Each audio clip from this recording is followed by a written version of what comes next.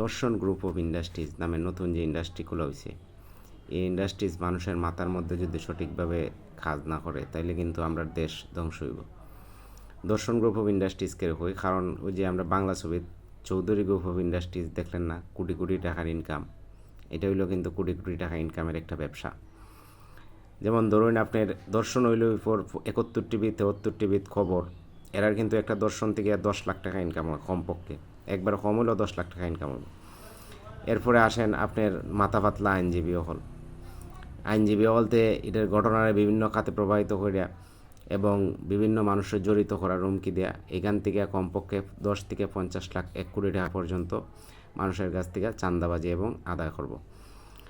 এরপরে এই মামলাগুলো লেন্দি করা প্রসেস করার কারণে কোটি কোটি টাকার ব্যবসা হয় আইনজীবী এবং পুলিশ, এই দুই শ্রেণীর মানুষের দর্শন গ্রুপ অফ ইন্ডাস্ট্রিজ দিয়ে।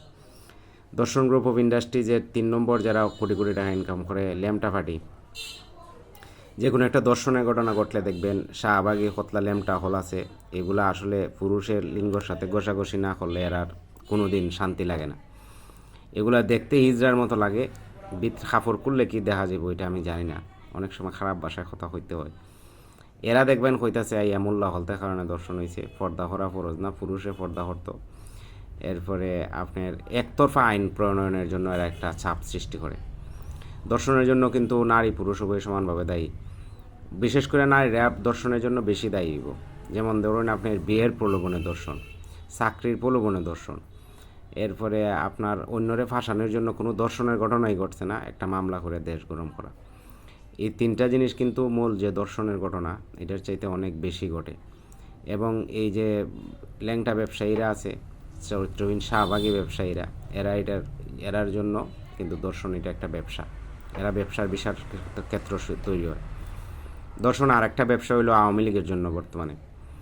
আওয়ামী লীগের লোকের আগেই ভালো ছিলাম কইলে মানুষে গেল্লায়, তাইলে এখন এরা ওই যে দর্শনের নাটক এবং দেশ অস্থিতিশীল পরিস্থিতি সৃষ্টি করে দেশটার যদি একটা খারাপ অবস্থান দেখাইতে পারে, তাহলে এরা আম্মা হাসিনার আগেই ভালো ছিলাম কথাটার একটু বাস্তবতা ফুটে ওঠে, আওয়ামী লীগের লোক কথা হওয়ার সুযোগ পায়। দর্শন গ্রুপ অফ ইন্ডাস্ট্রি ধ্বংস করতে গেলে সরকার ছাড়া আর কেউ ধ্বংস করা সম্ভব না। সরকার আইন করতে হইব যে দর্শন হইলে তদন্ত হওয়ার আগ পর্যন্ত কোনো নিউজ করা যাবে না, এবং দর্শনের বিচার হয় না চলিয়া যে প্রোপাগান্ডা ছড়ানি হইতেছে ফেসবুকে অনলাইনে, কোন দর্শকটা বাচ্চা গেছে আমার দেখান।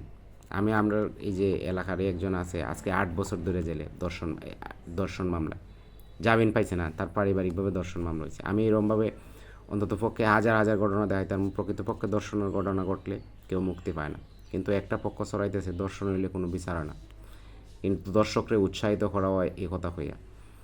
আরেক পক্ষ দেখবেন ইউনুসের দোষ দিব, কব ইউনুস কি কেউ নুনুর আগায় বসে থাকে খাড়া করে আর ফালায়, ইউনুসের খাজনি এটা তো ইউনুসের খাজনা, এটা হইল তোমার মানুষের চরিত্রের বিষয় আর সামাজিক পরিপ্রেক্ষিতের বিষয়।